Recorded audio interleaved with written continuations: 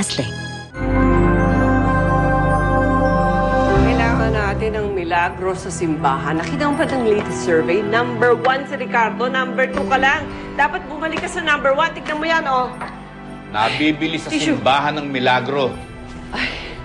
Edmundo, baka hindi mo alam nasa oposisyon na ang simbahan. Hindi ka yata nakikinig sa sermon eh, tuwing linggo.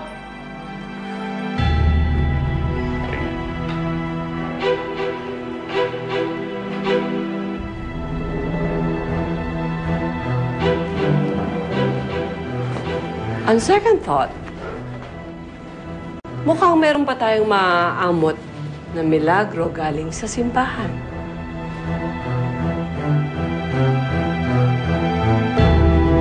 Yan ang sinasabi ko sa inyo.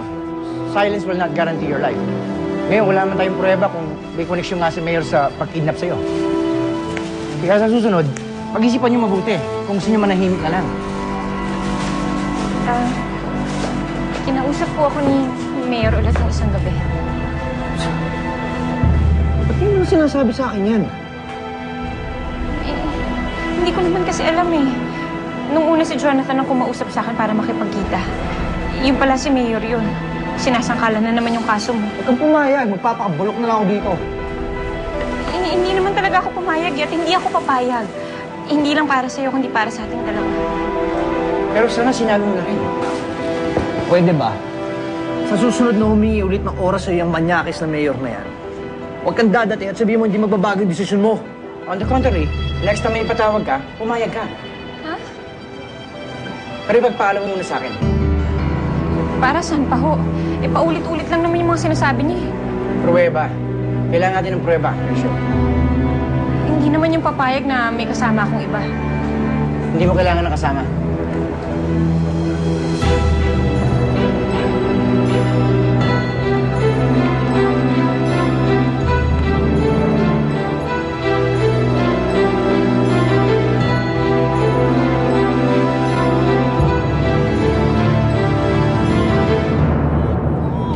Hindi kaya tauhan din ko ni Mayor?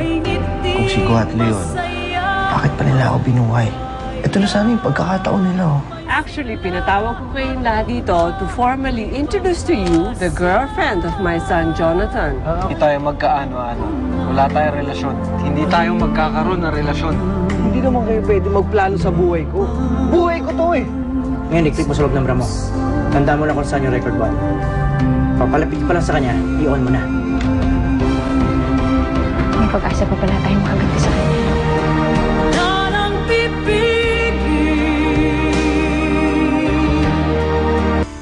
You've just witnessed the heartbreaks and challenges in